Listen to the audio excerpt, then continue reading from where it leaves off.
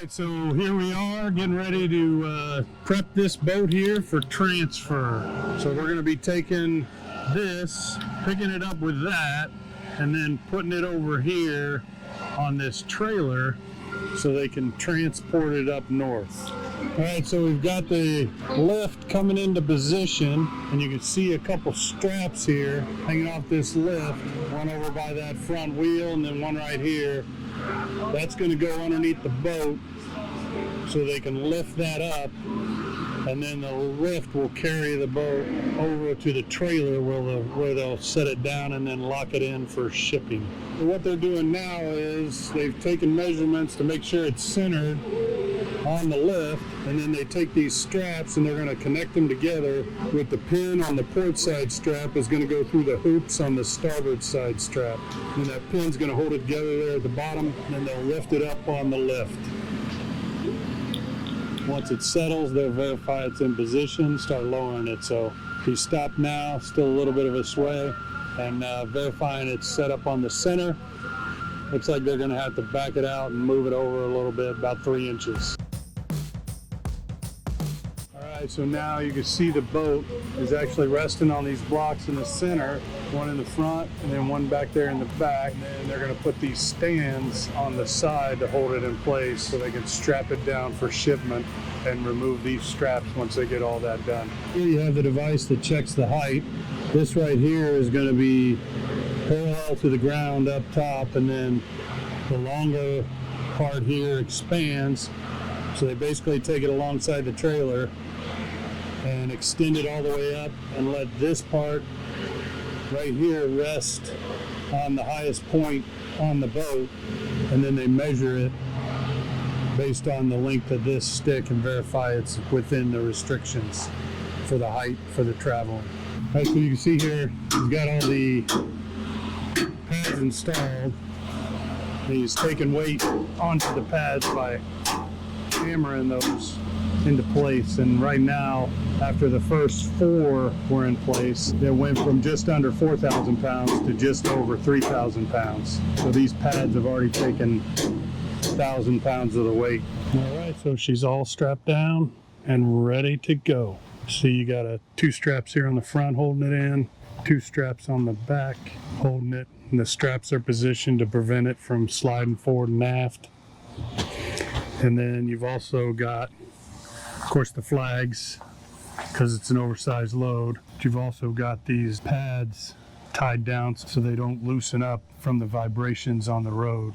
All right, so that's how they transport a boat, or at least this boat. Well, I'm headed over to join Chris on a boat. The customer called and they said that something was going on with some of their software, so we are going to check it out. It's a brand new boat, so they shouldn't be having issues. Oh yeah, it is sunny and cold in Key West. Chickens. Captain said that he believed that he had a shore power issue and then he was only getting 50% power. That I believe the reason for that, he was saying, is because the AC was not working. He's actually pretty right. That's a very common thing, especially on older boats or depending on the manufacturer. If you have 2 shore ties, or if you have 240 coming into your boat, a lot of times what they'll do is they'll split it up at the sub panel. I'd show you a sub panel, but this boat is too fancy and doesn't have a real sub panel. This just has buttons. But on that sub panel, it would usually break that 240 up into 2 different legs, or it would split the 240 and you would get 110 and 110. And just for current reasons, it would run the ACs off of one leg and the rest of the boat and all the other stuff off the other one. So if you have 2 shore ties and you're losing one because of a breaker, bad cable, or something like that, it would make sense that your AC side is the one that goes, and I've seen that happen a couple times. But this only has 1 shore tie, and it's the white cable coming in right here. And because this is a catamaran, it actually has 2 engine compartments. We verified first that they had good power coming in, and they did. There's a nice little fancy screen here. So we turn our electronics on. So on our little screen here, it's one of the multi-function displays. So right now that's showing your gauges for your fresh water. That's the holding tank. Got to call the marina, have it pumped out. And then you can go to a menu and a little thing right there that looks like a plug. So it says right now that we have 220 at 60 hertz, which is good. And this is why I believe they thought that they were at 50% power. It has a little lightning there, and it says 0 volts, 0 hertz. That's going to be to read your generator output. So there was no physically a second short tie that can even be hooked up.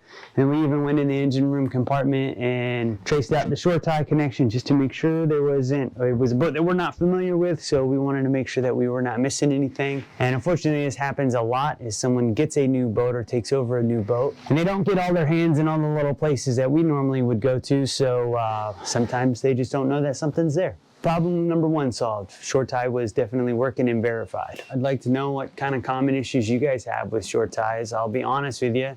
The time, I'd say probably 60% of the calls that I get, there's actually not a problem. It's just the owner, even people that have owned their boats for a long time, do not know where the very first short tie breaker disconnect is. It's almost always in the lazarette, back somewhere in the bilge where it's wet. So it almost always gets crowded out, or they just did not know where it's at and it tripped and didn't know to turn it back on. So let me know if you guys have ever had that kind of problems. This is the boat that is replacing triple 300 Suzuki's. I'll take you around the other side. Pretty fancy. So they're getting this one all downloaded. Gonna put that in the water, take that downtown, and then they're gonna load this one. This is the one that we prepped everything on and got ready to go. So hopefully they don't have any issues. All right, so that guy right there, he's got a control box, it's wireless, and that's how he runs this. So they got the slings on it, and now they're picking it up. So now they pull the trailer out. Now they're gonna drive the travel lift right over to the haul out and drop this bad boy in the water. So then what they do is, you can see the driver. What we at, Sandy? 15 foot. 15 foot, wow. Yeah, but you're... Oh, but that's, oh, you got 3 feet off the ground. Okay, Yeah. so yeah, so we're like 12, 13 feet, just where we're supposed to be. Yeah. All right, good, good. All right, well, have a safe trip home, my friend. I appreciate it. All right. There's 2 of them. Yeah. Yeah, old catamarans. It's actually not too bad. I really hate these ladders because they hurt the arches of my feet, especially if you're like jumping in and out, in and out, in and out, and then one time decide to jump down there with your shoes off. It chews up the arches of your feet. So we're here just to double check and make sure everything's working still, right? We have already, but yeah, real quick. So a couple things were related to all of the problems. Once we made sure that we had good shore power and it was going and providing power throughout the ship, one of the things that they had mentioned was the AC was not working, and also that none of the faucets were working. So our quick way, we were just to make sure that there was no problem with the plumbing or anything, is we were going to hook up the water up to the short tie. But it has a very funky quick disconnect right here that we did not have available to hook it up. So our next best option was just to go ahead and run the onboard pump. I figured that that's what they were talking about when they did not have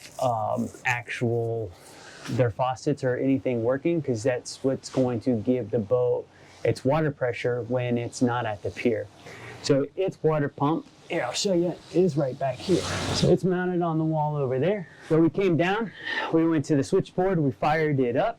By the time when we got down here, it actually was not running, but there was 2 flashing lights on it, because it does actually have, this is one of the freshwater pumps that a pressure sensor for it to turn on and off, not actually in the pump, like some of the Japsco pumps or whatever. I'll bring you over here and you can see it a little bit closer.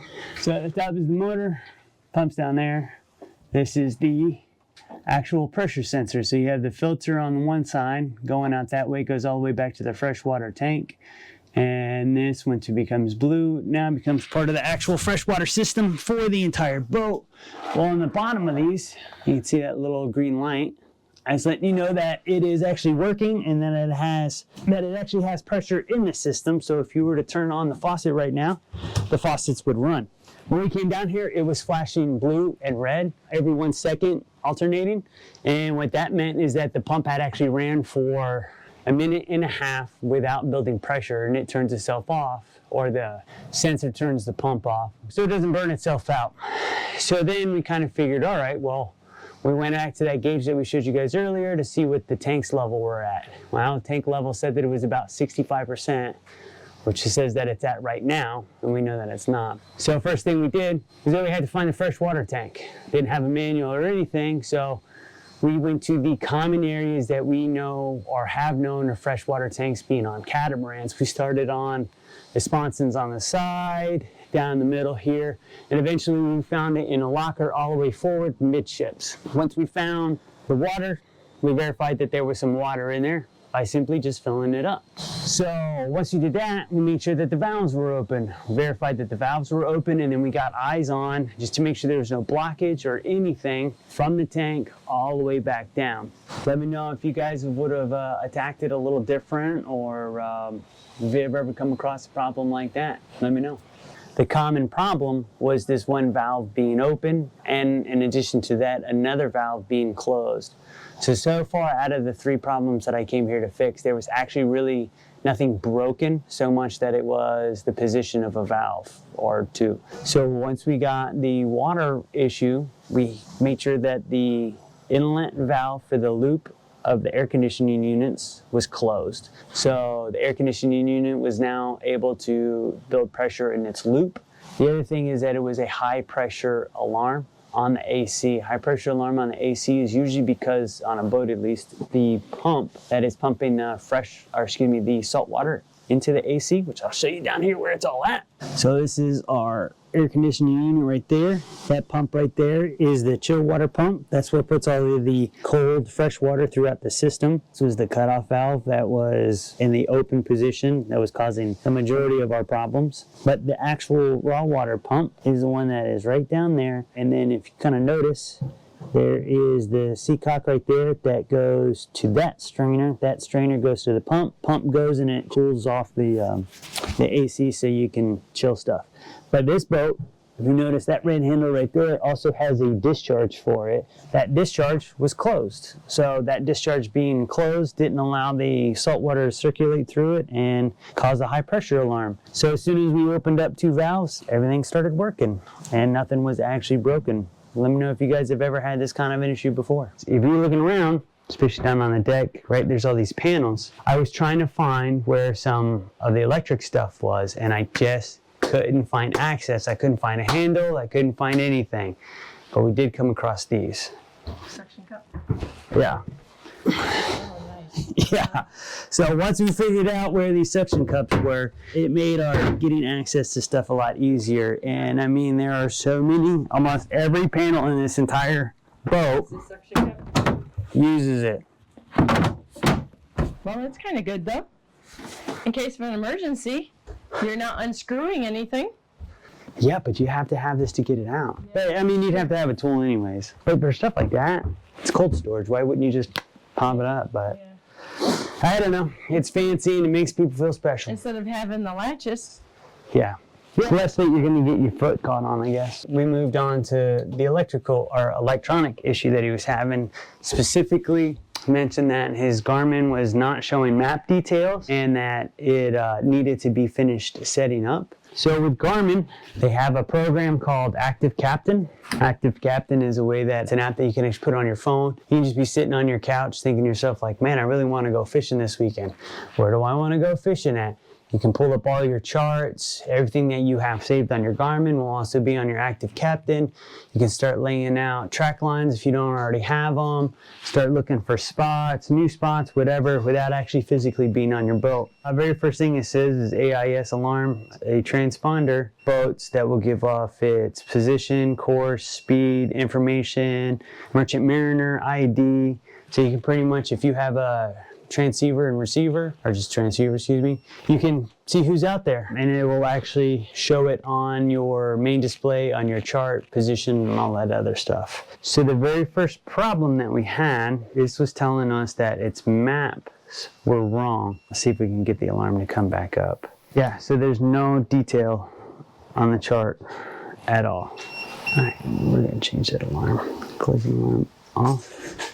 kind of told me one of two things, that either A, they had maybe a faulty SD card or something like that. The SD card is typically how you would load all your Navionics or whoever you use for your charts, or that this actually needed to be updated, which I was pretty sure that it needed to be updated since they were saying that it needed to be finished setting up. So what I'm going to be doing today is I'm going to be pretty much starting from scratch, because we did a nice little hard reset last time I was here.